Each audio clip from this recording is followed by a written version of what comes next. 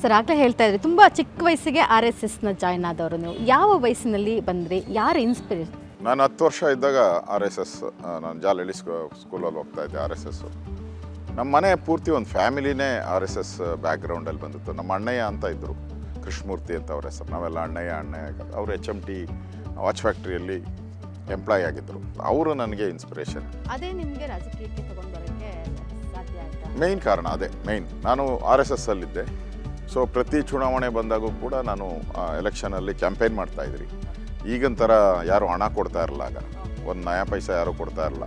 ನಾವೇ ಎಲ್ಲ ಭಿಕ್ಷೆ ಬಿಡ್ತಾಯಿದ್ರು. ಅವತ್ತು BJP ಗೊತ್ತೇ ಇಲ್ಲ ಜನಕ್ಕೆ. ಮೊದಲು ಜನಸಂಘ ಅಂತ ಇತ್ತು, KS ಹೆಗ್ಡೆ ಈ ಥರದವರೆಲ್ಲ ನಿಂತಿದ್ರು. ಜನಸಂಘ ಅಂತ ಇತ್ತು. ಅದಾದಮೇಲೆ BJP. ನಾವು ಯಾವುದೇ ಹಳ್ಳಿಗೆ ಹೋದ್ರು BJP ಅಂದರೆ ಏನು ಅಂತ ಕೇಳ್ತಾಯಿದ್ರು. ಕಮಲ ಅಂದರೆ ಯಾವ ಕಮಲ ಅಂತ ಇದ್ರು. ಸಿಂಬಲೇ ಗೊತ್ತಿರಲಿಲ್ಲ ಆ ಕಾಲ ನಮ್ಮದು. ನಾವು ಇಲ್ಲೊಬ್ಬರು ಮಟನ್ ಅಂಗಡಿ ಇಟ್ಕೊಂಡಿದ್ರು. ಅವರು ಕುರಿಗಳನ್ನ ತೊಗೊಂಬರ್ತಾಯಿದ್ರು. ಆ ಕುರಿ ಆಗಿ ತಗೊಂಡು ಬಂದಮೇಲೆ ಅದನ್ನೇ ನಾವು ಕ್ಲೀನ್ ಮಾಡ್ಕೊಂಡು ಆ ಕುರಿ ವ್ಯಾನಲ್ಲೇ ಹೋಗಿ ದಿನ ರಾಜಾಜಿನಗರಕ್ಕೆ ಹೋಗಿ ಮಳ್ಳೂರು ಆನಂದರಾವ್ ಅವ್ರಿಗೆ, ಸುರೇಶ್ ಕುಮಾರ್ ಅವ್ರಿಗೆ ಕ್ಯಾನ್ವಾಸ್ ಮಾಡಿ ಬರ್ತಾಯಿದ್ರು. ಅದಾದಮೇಲೆ ಒಂದು ಬಾದಾಮಿ ಹಾಲು ಸಿಗ್ತಾಯಿತ್ತು ಅಷ್ಟೇ.